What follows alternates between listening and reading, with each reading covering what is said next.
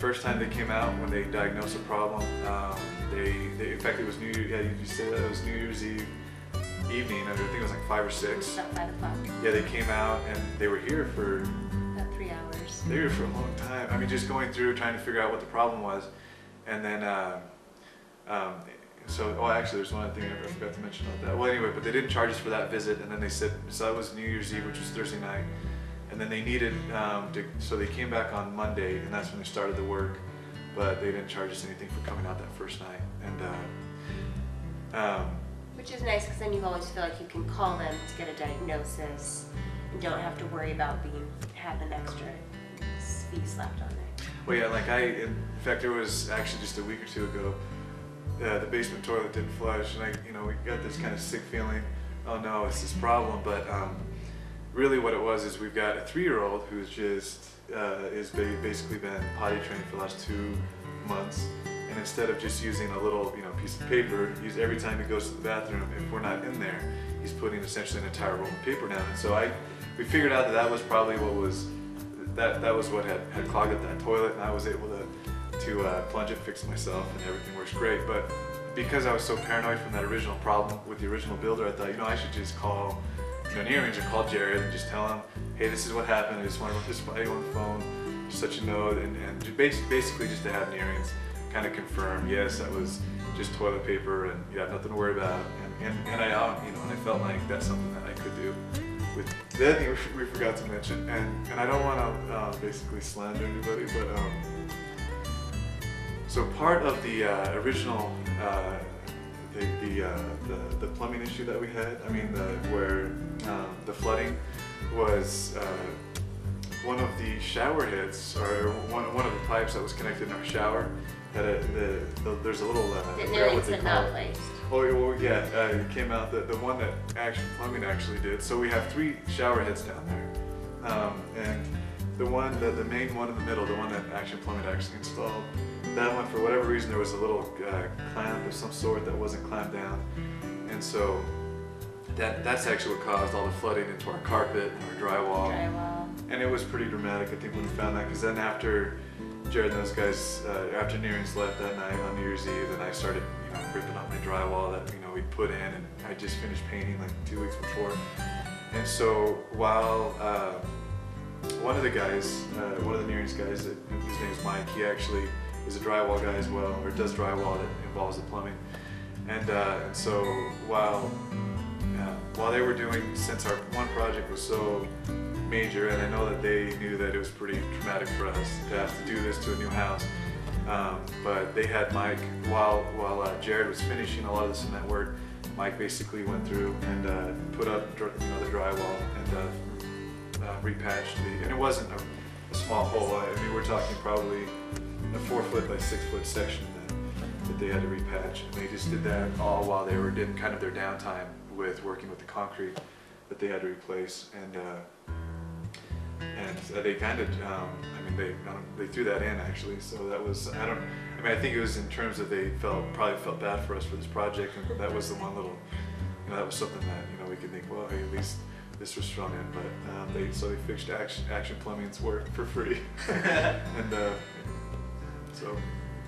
I think our experience with Jared and Mike, they were really easy to talk to. We felt like they were our friends. I know that Tyson and my husband and the technicians had a lot in common, work-related things, and so they were able to talk a lot about that. Whereas when I've had other technicians come in, because I am the one that does the bids, or accepts them, reviews them, they were just really easy to talk to. They were they came in and they were like your friends. One other thing I would like to comment on is I like to keep my house really clean, and Neering's always, they never asked, oh, do you want us to take our shoes off, or do we need to put these booties on? From the second before they walked in my home, they put their little blue booties on, and they kept them on. And if they got dirty, then they changed them, and I really appreciated that. Yeah. And it sounds, cheesy, but they're the kind of, at least the experience we've had so far with Neering's is they're the kind of people, or that, we would be comfortable. Either having them come in when we weren't at home to finish a project. In fact, with that one project, most of the time, neither of us were home, and I felt completely comfortable. And having them here without us there. And then also just, you know, my wife, and I've got, you know, a 3-year-old, and even with the 2 guys that we worked with, even just as, you know, husband and being at work most of the day, I felt, you know, completely comfortable with my wife being at home with these 2 guys. I mean, so there was that level of comfort, and I think a lot of that came with, like, just being down there, you know, with them, and, you know, talking with both of them, and, you know, and hearing about their family and their children, and, you know, what they do outside of just plumbing, and, you know, and so that was a really good experience. So I mean, I've, you know, felt that way where I, you know, comfortable having them come over if I'm not here. You know, one other thing, when we first called Neerings and actually had somebody come out, and I can't remember how it came up with the person I was talking to on the phone, but it came up that the person they were sending out was a fireman, or was an off-duty part-time fireman, and just with my work and, you know, working kind of in different aspects of law enforcement, I think that initially, just knowing that there's somebody that obviously is if he's a fireman, people are, you know, trusting him to go out and put out the fires, not just people, but also, you know, a city that he works for, the county that he works for, you know, has vetted him, or at least done some kind of a background check, and he holds a position that I find very credible. And so knowing that, you know, when he's not working as my plumber, that he's a fireman and that he's out providing that service to the community is something that I think helped me have a lot more, feel a lot more secure with having him you know, in the house. Yeah, a lot more confidence that he's not going to rip me off. He's not going to, you know, play any games or. It indirectly spoke very highly of his character. Yeah. I think to know what he did outside of his job with Neerings. You put out your fire? He did put out the fire. Is it a matter of speaking? Our plumbing fired. He actually, I guess, yeah, he did. And I mean, really, it was a traumatic, with our plumbing catastrophe that we had from our builder. It was a traumatic event, and I mean, we were both depressed, and we didn't know if it was something that could be fixed. And when Jared and Mike from Neerings came out, I mean, it was something that really,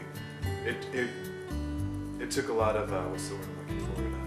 I guess it eased our minds, and even though we wish obviously that we didn't have to have Neerings come and fix a previous plumber's issue by tearing up concrete, it was something that, you know, we felt really good about, and it made us feel a lot better in a pretty horrible situation.